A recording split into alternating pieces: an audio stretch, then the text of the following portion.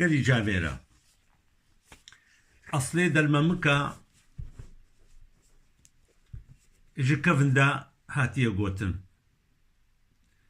وتاريخي دا هاتيه بحث كرن شرفنامە گۆخۆدیێوێ ئەشرەفخانی بەدلیسی ئەو شەرەفنامە چێ کردیە و تێدا بەحسا ولۆ کردیە بەحسا بە عەشائرا کردیە و بەحسا قەبیلا مەزن کردیە و شکو دێ هاتنە تشتێگۆ ئەم پێزانن قەبیلەک ژوا قەبیلێ مەزنی گران دگوت نێدا شەرەفخانات ڕۆزەکیە ئەو شەرەفخانات ڕۆزەکیە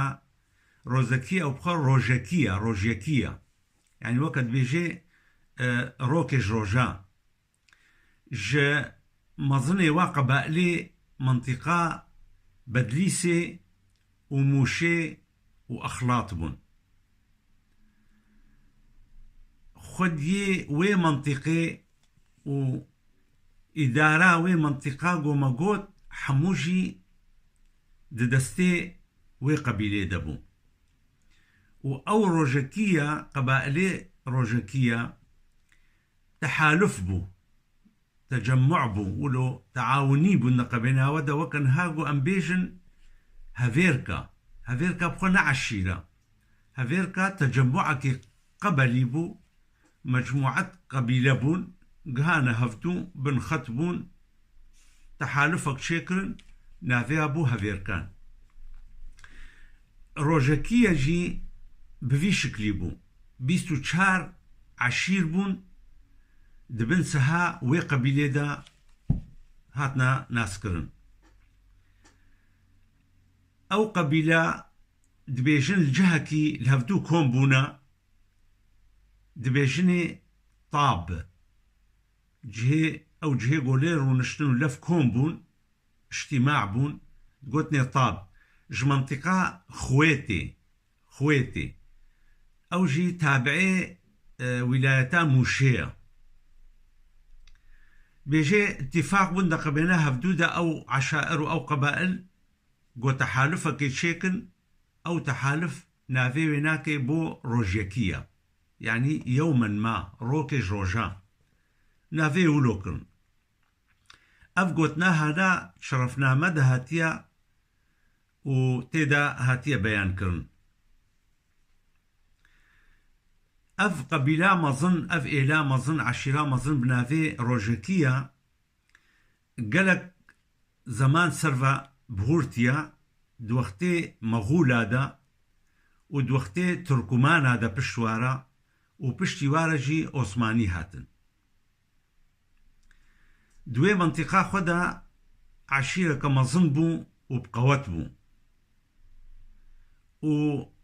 ئیمارەتەکش ئیمارێ وێناکەی وەکە بێژێ مەوقعێ گران تێدا بەدلیسێ بوو میرێ وێ ژوا میرێ خویایی بوو و میرەکی زانە بوو و گەلک عالەمێ و گەلک ئێلێ دی حساب ژێتکردن و ژوا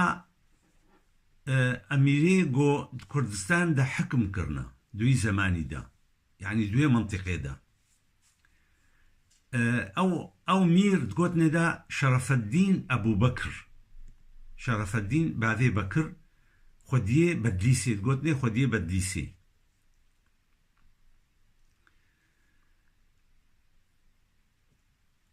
ژوا شەرەفخاناتە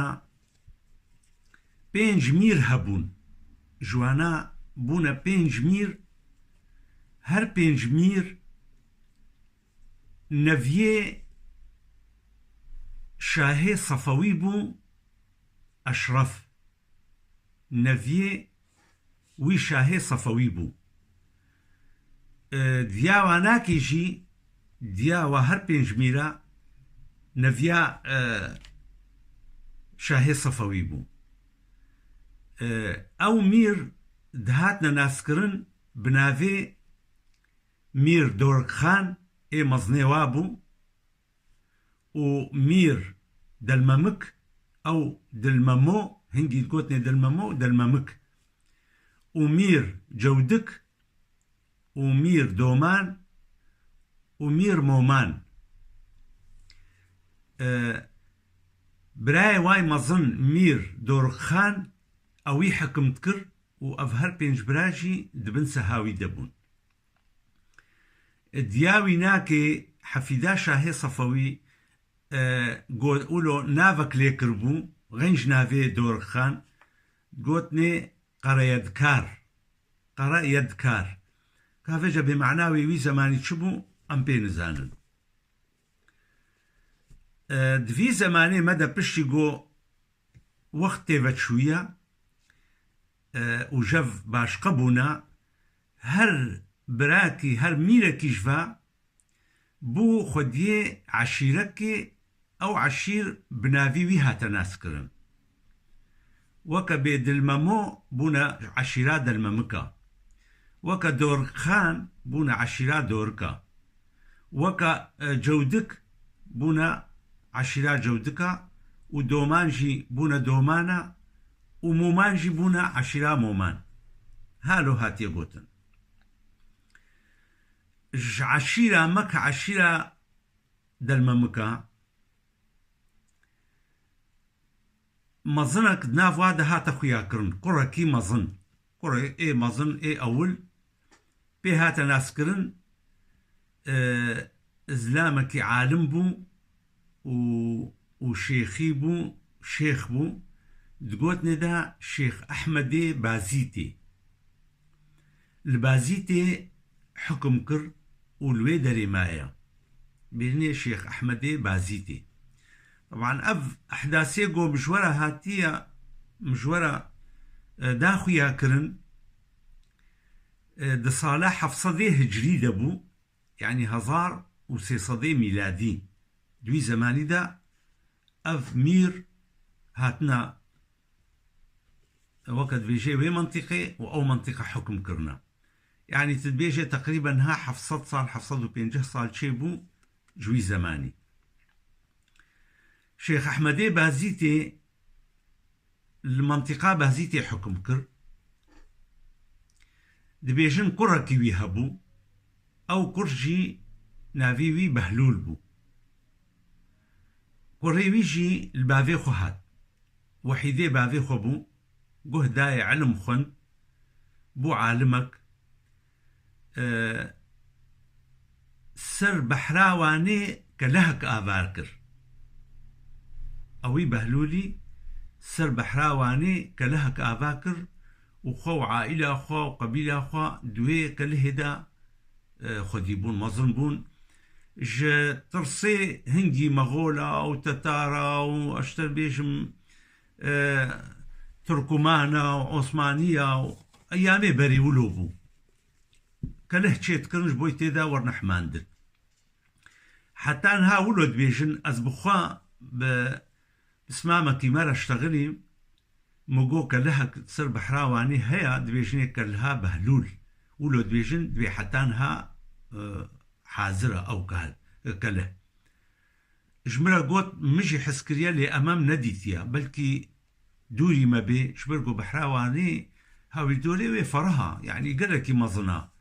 كسنزاني قالك كلهتي دهاتنا آفاكرون هاوي دوري وينا دبي مجي بخوا حسكربو أو جي جواني بخويا تأكيد جويش تغاليا مرا قالك ما سيني اسماعيل وشند برازي خوا دوي زماني بري تقريبا 100 صالي شونوي دري شون الأصلي خوا برسين الخدية خوا برسين قهانوي كالهي قالكي قهدانا وانا وقالكي بو خدانا ناسكرين قراسة أم مقد بيجي أم جهي ما وقف درا أصلي وش فردر كتيا وأم حمو قدي وانا وأهلي وانا زاروي وانا كي إيقو هفدو ديتن جمرة هاتا قو تنجي آمنا من صرختي هبون دو جوانا هبون مظن بون بعمر شونا برد لوفانيا خدي رحمة خدي الوابي المري وتفدبي إن شاء الله جمرة قوتن قو دوي زماني دا تفنگە کە بەرن و بخۆرە برن هەدیە بدنەوانە واژی هەست بکە کە هێل دانەوانە ئیش بۆی گۆ وندانە بن شەفتوو قوت نەبن لوێ دەرێ ژوێ کە لە هێ دەرکەتنە پشتی گۆ گەلک بوونە و بوونە مالبات و ئەو مالبات خۆبەردانە ئالیێ تۆڕێ هەنگی دووگەتنێ تۆڕ عابدین ئەف چیایمەی تۆڕێ خۆبەردانە تۆڕێ دەستپێکە عشیرە مەی گۆنها ئەف ئەفخاذێ مەی درۆژاڤادا و کوردستانە ترکیەدا تۆڕێدا هەموو هاتن لە هەسکالێ دانین گوندێ مەی ئەوولی گۆ هاتنێدا لە هەسکالەیە هەسکالێ عایلە مەزن بوو مالبات مەزن بوو گەلک ناو هەفتوو دەبوون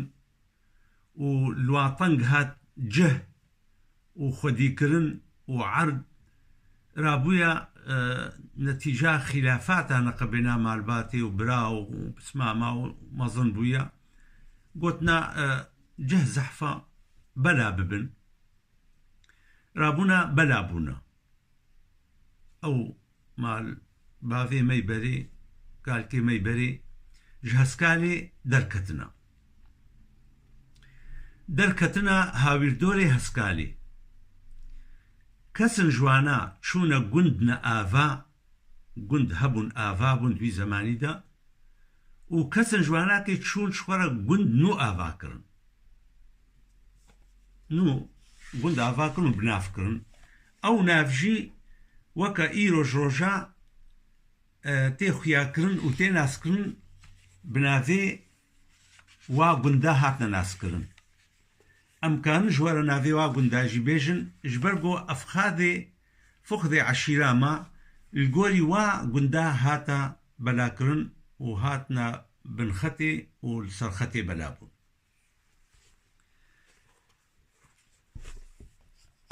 ew nav ê wa gunda destpêkawê me got heskalê bû gundê duwa kevirzê bû gundê siya êsê bû û kefsûrê bû û helexê bû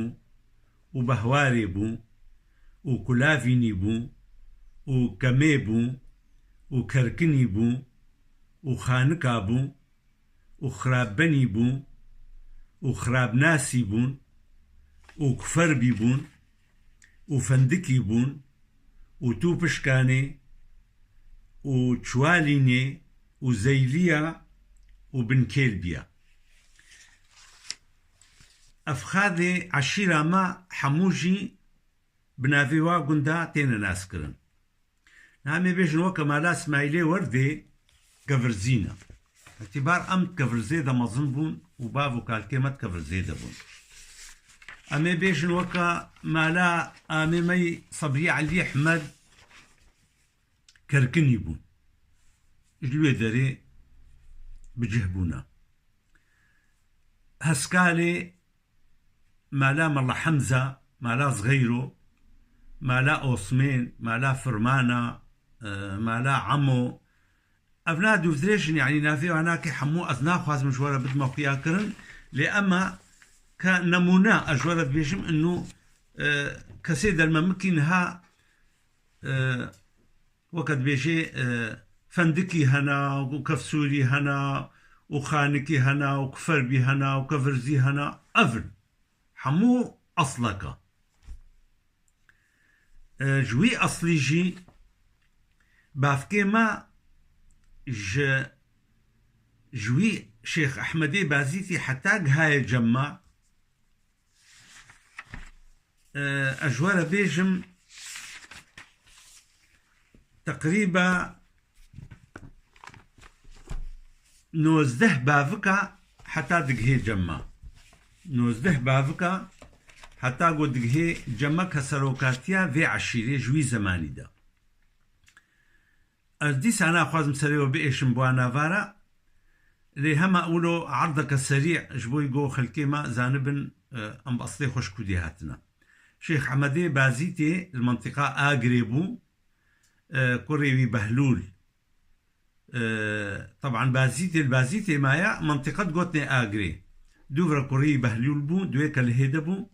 بشتي بهلول كوريوي نبي بو قوتني نبي دوفرا اسماعيلي أول دوفرا نعمت دوفرا اسماعيلي الدوا بشويرة مهمو دوفرا اسماعيلي السيا بشويرة عز الدين بشويرة اسماعيلي شارع بشويرة نعمت بشويرة علي بشويرة اسماعيلي بينجا دوفرا سلو بشرة اسماعيلي ششا بشتي اسماعيلي ششا مهمو هاتيا بشتي مهمو اسماعيلي حفتا ايقود قوتني اسماعيلي وردي او اسماعيلي وردي سي زاروي شار زاروي هبون قوتني سلو وحسين وحسن وسعيد حسين باف كيمايا سيف الديني نجم الديني عبدي حسيني اسماعيل او قال كيمايا وحتاقها وكا دي وقتي مي حازر ده قدي جاميرا عشيرا مي دلممكا أصليوي مجورة داخو ياكرن بافكيوي شاواقهانا في منطقة ما ده كتابة دهاتيا قرق كسهنا جانا برسار دكن دبيجن مثلا تأف معلومات شكو دي آنين الكي بحث كريا مصادري وي الكودرينا مجوارة قوت شرفنا ما تيدا تي بحث كرن قلق صفحاتي خدا وقلق سرشتغليا ده كتابة الكتاب تيدا هاتيا صفحة بينجوه شارع حسابي روجكي واكريا كتابة صبح الأعشى دي صفحة دي صدو سيصدو الدواء وسيصدو السيادة جي هاتيا أفهمو كتابة تاريخينا ديروكينا بي وقت بيجي سي قطع قل بي هيا وكتابنا تاريخي دا مشهور بنا الآلي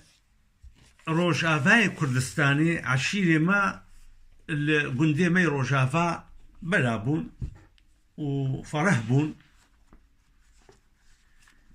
أجوار بيجم دوقتي حاضر دا عشيرة ما د نوت ويك جندي روجافا دا بلابويا نوت ويك جند وباجاروكي روجافاي كردستاني عشيرة ما تيدا بلابويا جبر آفا مظن بقرا كاساني وعندي وري وميرقا ميرا جوي منطقة دجلي بيجي شمالي روجافاي كردستاني تيدا دالمملكي هنا وتي حتى منطقة شلاغا آلية منطقة سنجقي آلية قبلتي تربس بيه سيحة ويا مظن وليلين وقندي سنجقي ومنطقة قامشلو دباجاري قامشلو دا نسبة مظني مال باتي ميدا المملكة منطقة قامشلو دانا قامشلو بقودانا دباجير دانا وهاوي الدوري وي لقناة السويسن لعنترينا الميسلون عن اشتر بيجم الحارة غربينا باجاري قامشلو دا قالك مال باتي مهنا ودشي آلي عامودي عامودي جهنا القرباوي هنا دق هنا كسيغو نقل يشفا قندا آلي حسن شواجي قالك لو يدري هنا عشيرة ما بفي شكلي بنابويا بري دصالة 1900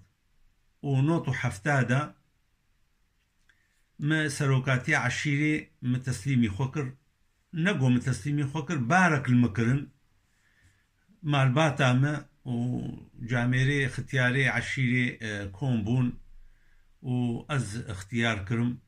وأجوالت بيجم نبدلي مبو وباركي جران بو طاقتا مجي نور قاسي هبو أز هنجي موظف بو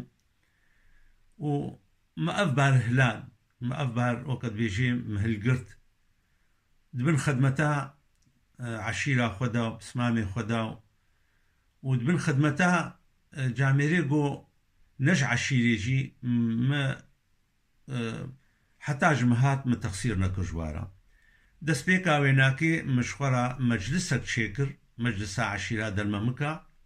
مقو أمي قراراتي ما يقو دركفن جبو خاطري حلا مشكلة قضية قورنا بيشياما چه كشتنك بي چه قضاء و قدر بي ترمبيل بين نخوشيك بي آري كاريك بي نبرا شخصك تاني بيجي والله از آغاي دلما مكما وزي في قراري دوي هالو وكم بي دسبيكا ويناكي مع عشير كونكر ومع مجلسك خود شكر جيازده كسا او مجلس وقد بيجي دسبيكاوي مبدئي مع آيات قرآني بو وشاورهم في الأمر وقلتنا خداي ما يمظن بيجي وأمرهم شورى بينهم شقد يجو تشيبو بانا أم لفظرو نشتن وما مشاورة بهفدورة تكر ما شيورت كر وأم دكانا قرارا قو مديد راستا وأم سربي قراري دمشين وحمد وشكر خداي مرا قو أم هاتنا وفقاندن حتى بذي درجة قو أم قهاني دا أزقالكي لوا دوفدريش ناكم بلكي محبكي دوفدريش كر ساعتا وقالكي خوش أز ممنوني وما أسقازم كسي قوتنا كوي سؤال كوي هبي جمارة ديني بتجريح وبقوتني قران أفن معلوماتي الجمع القولي كتاب بيجن والقولي قو مصني ما قوتيا ما قالك دانو صاندن آمي بافي خوارا كريا عمري واقهابو 100 صالي 105 صالا وقهابونا نوتو 5 صال نوتو 7 صال أو جي مديتن وأسشوما مديادي جي والاسطنبولي قالك جواناكي مديتن أف قوتني هاجمرا تأكيد كرن ومن حمون فيسان والله على ما أقول الشهيد تشتكي ديم زيدا جم خورنا كريا تشتيقو أفن معلوماتي جمع كسيقو سؤالاوي هبي بشكلكي براتي جمرة بدي خويا كرن هقر صحبي بيجي مصحاكا غلطي كتيد هبي كيما يكتيد هبي أسقازم كيما ياما بدلكي فرح بجبريني وراس بكي ساعتا وقلكي خوش السلام عليكم ورحمة الله وبركاته.